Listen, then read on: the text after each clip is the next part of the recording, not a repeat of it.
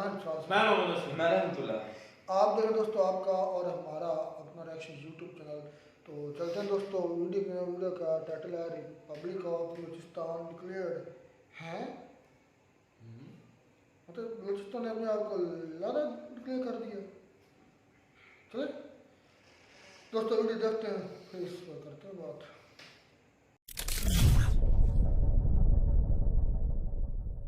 नमस्कार, welcome to career 247। मैं हूं प्रशांत धवन। नाउ एक ऐसे टाइम में जब भारत और पाकिस्तान दोनों देशों ने एक दूसरे के जो एम्बेसडर्स हैं, हाई कमिश्नर्स हैं, इनको निकाल दिया है।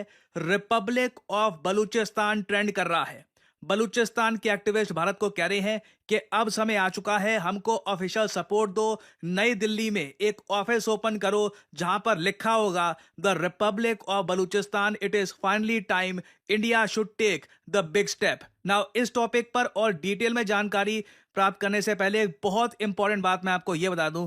पाकिस्तान की सरकार ने, जी हां, पाकिस्तान की सरकार ने मेरी वीडियोस को बैन करना शुरू कर दिया है। रिसेंटली ईमेल सामने आया, मैंने ये वीडियो करी थी अपलोड।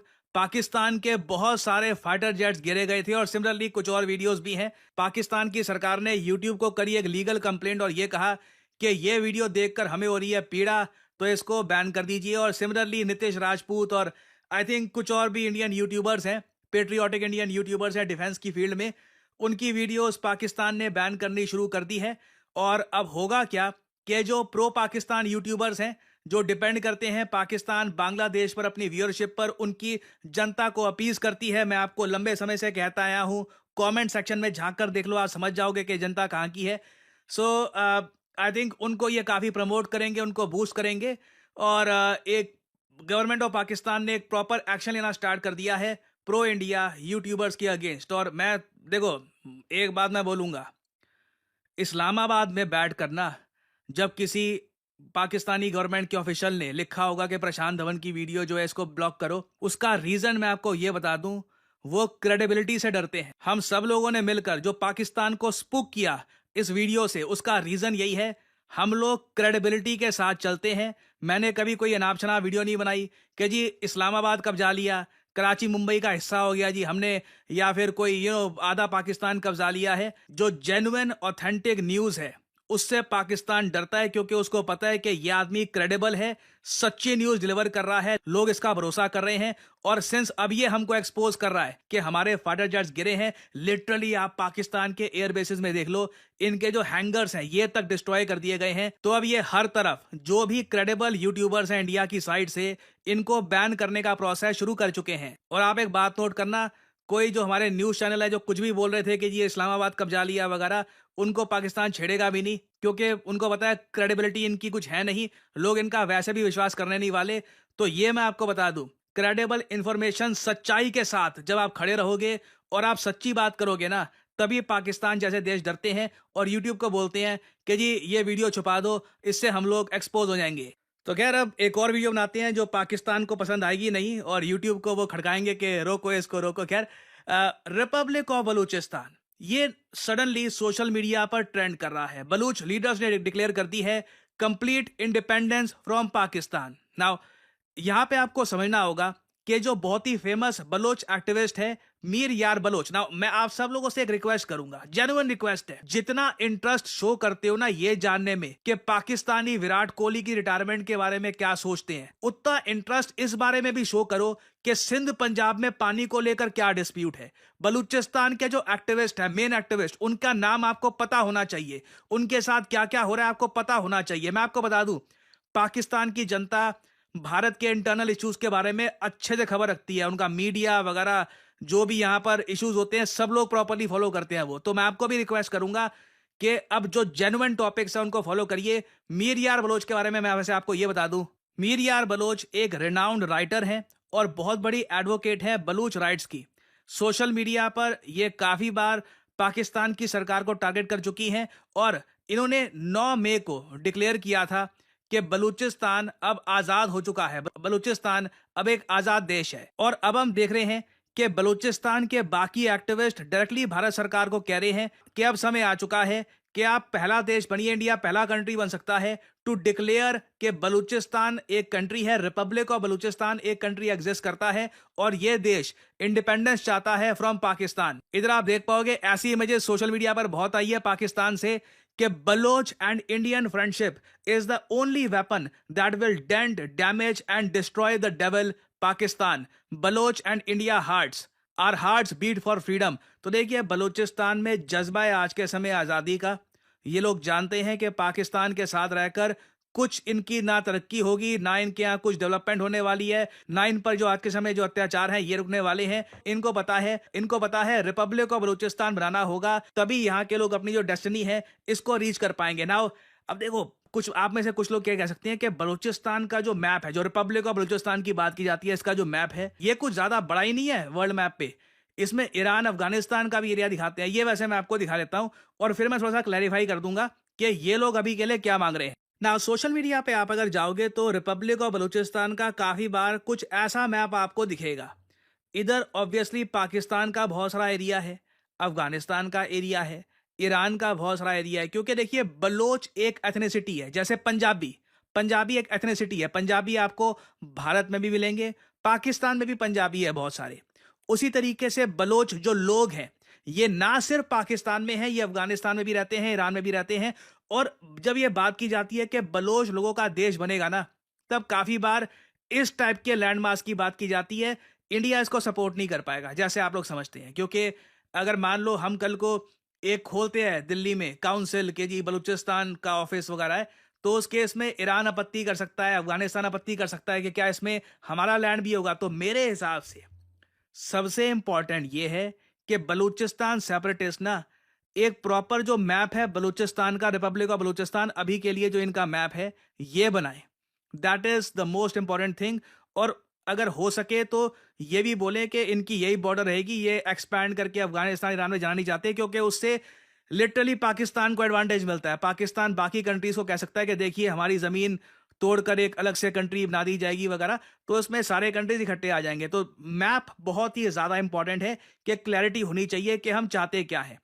फिर हम बात करते हैं कि Baloch activist, United Nations, Bharat इन सब से क्या रिक्वेस्ट कर रहे हैं। ये मैं आपको ट्वीट दिखा रहा हूं मीर यार बलोच की। यहां पर ये कह रहे हैं, we have claimed our independence and we request India to allow Balochistan office and embassy in Delhi.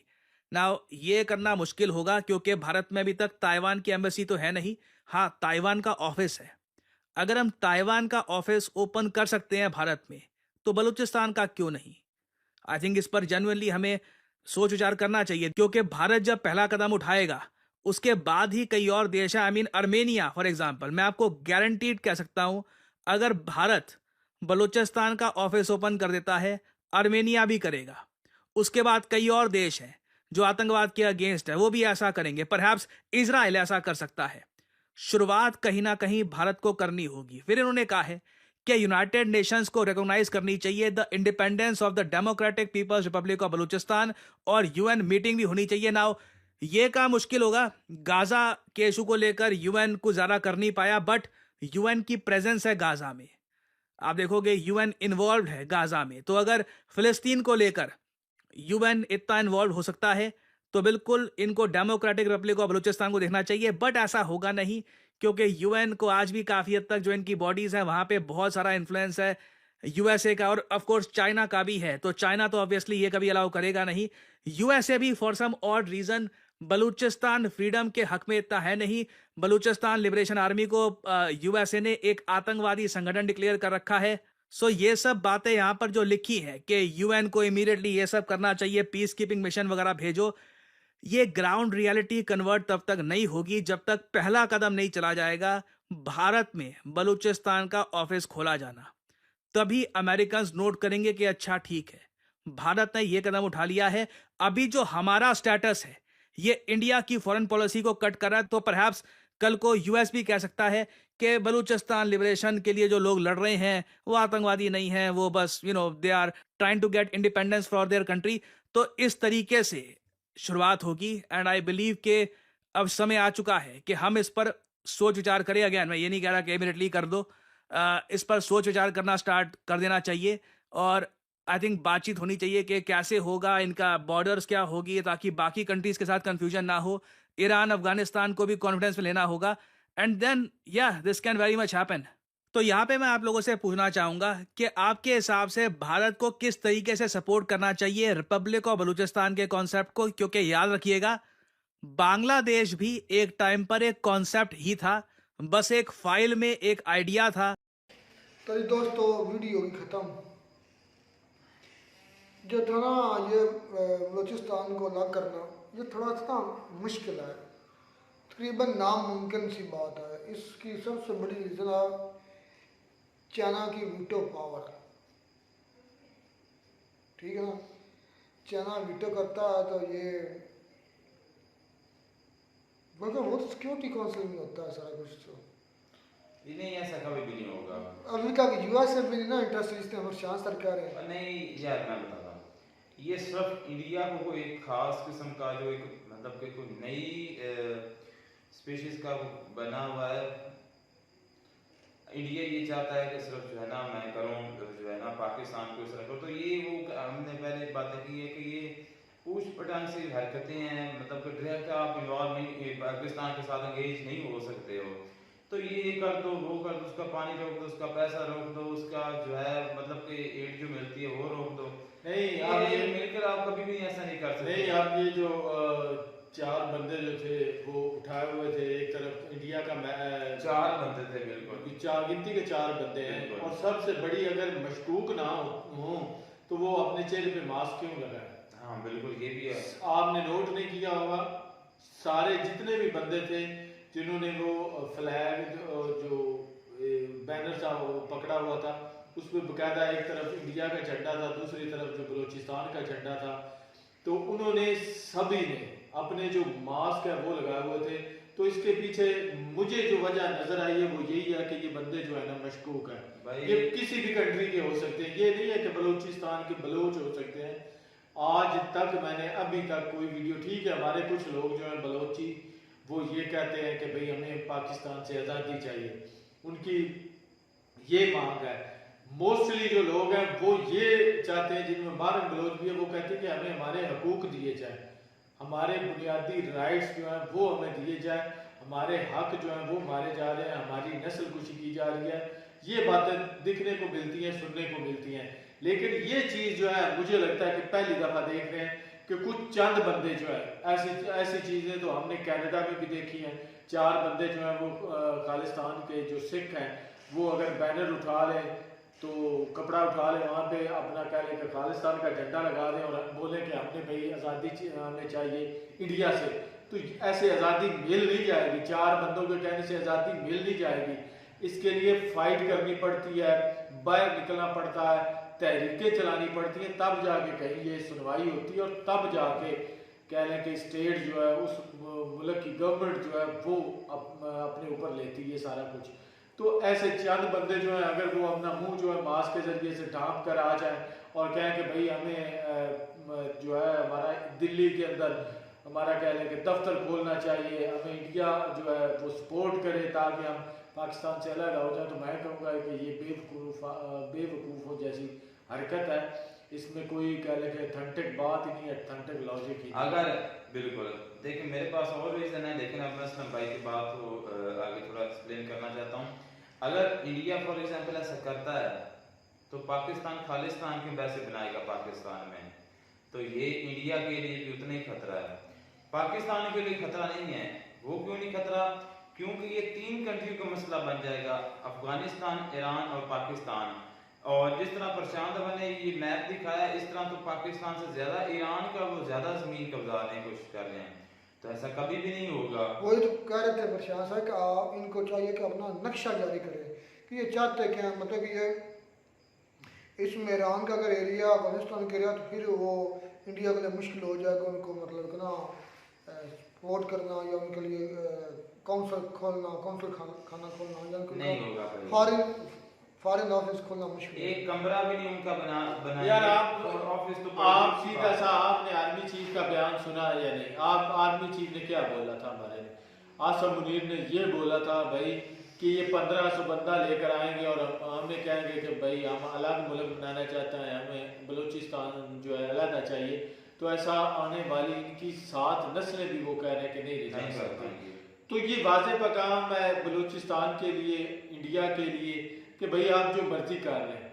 जब हमारे आर्मी चीफ ने ये बोल दिया है तो समझ लें कि वो उसने कौन सी हदीस बोली? नहीं, हदीस नहीं बोली, लेकिन उन्होंने किसी बात की वजह से बात की है, ऐसे थोड़ी उन्होंने बोल दिया है। भाई देखें मेरी बात सुने, अगर वहाँ के हालात साफ ठीक साफ नहीं है, वाज़ेह वहाँ होता के कह लें कि अटैक्स होते हैं, तो उसका मतलब हरगिज नहीं है, हरगिज ये नहीं है कि ये पाकिस्तान के कंट्रोल से बाहर हो चुका है या पाकिस्तान इसको कंट्रोल नहीं कर सकता। असलम भाई उधर बहुत ज्यादा हालात खराब है, मुझे यार पता है, हालात हालात खराब खराब है, है। मणिपुर से ज्यादा हालात खराब आपके है, इधर से भाई मेरी बात सुने। आपके अपने मिनिस्टर कह रहे हैं कि हमारा उधर कंट्रोल ही नहीं है बलूचिस्तान। कौन कह रहा है?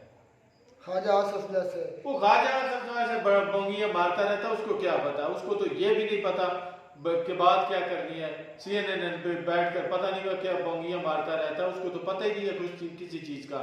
हाँ, फिर वो जो आया हमारा वाइस फील्ड एयर मार्शल, उसने जो है वो मीडिया को उसको बताया, उसने मतलब को सबूत के तौर पर काफी बातें की हैं, अच्छे तरीके से उनको जो है वो बताया, लेकिन जो डिफेंस में जो गधे हैं उनको क्या पता। बाकी मैं अगर बात करूँ तो ये पॉसिबल नहीं है, और कभी भी बांग्लादेश अगर तो देख बांग्लादेश और लें, इसमें फर्क है। अगर तो देख लें कि खालिस्तान जो है वो इंडिया से अलग होकर एक अलग मुल्क बन चुका है, तो फिर बलूचिस्तान भी पाकिस्तान से अलग यार वो हालात ये- और अच्छा क्या बाकी हालात मैं है? बाकी बात करूँ ना, वो भाई ज्यादा पावरफुल है इनसे, वो ज्यादा पावरफुल है, ज्यादा तादाद में। वो ज्यादा तादाद मुझे में। ये बताओ जो खालिस्तान है उसकी कभी उन्होंने कभी हमला किया है इंडियन नहीं, गवर्नमेंट? हमले नहीं किए। नहीं, उन्होंने बम धमाके किए, कभी रेलवे को किया, सिर्फ उनकी तो वो भी इधर इंडिया में कुछ नहीं इंडिया है। में भी है। इंडिया में कुछ नहीं होता है, एहतजाज नहीं होता है। इंडिया में एहतजाज नहीं होते, वो तो होते बाहर हैं। बैठ के उनकी BSF जो है वो उनको रोक रही है, एक बाबा जी हैं, एक मतलब उनके हाथ में झंडा होता है और पीछे काफी लोग होते हैं जो यहाँ पर बलूचिस्तान की निस्बत जो है ना वहाँ पे हमले वगैरह हाँ, ऐसे वो हमले नहीं वो करते। कम है, बलूचिस्तान में ज्यादा है। बिल्कुल। और दूसरी मैं बात करूं तो डबल स्टैंडर्ड की, वो तो इंडिया से कोई डबल स्टैंडर्ड और डबल चेहरा सीखे कि किस तरह दुनिया को दिखाया जाता है। पाकिस्तान क्या वो कह रहे हैं कि जी ये मेरा बड़ा प्राउड फील कर रहा है कि मेरा प्रशांत धवन का मेरा नाम लेकर उन्होंने चैनल जो है वो ब्लॉक किया होगा, तो क्योंकि उनको पता है कि ये बंदा जो है Credible। बात करता है। क्रेडिबल। अच्छा, आप जो है वो इतनी ज्यादा क्रेडिबल हैं कि आप फैक्ट पर बात करते हैं, जो आपने पहले जो हरकत आपने की पाकिस्तानी यूट्यूबर्स को बैन किया है,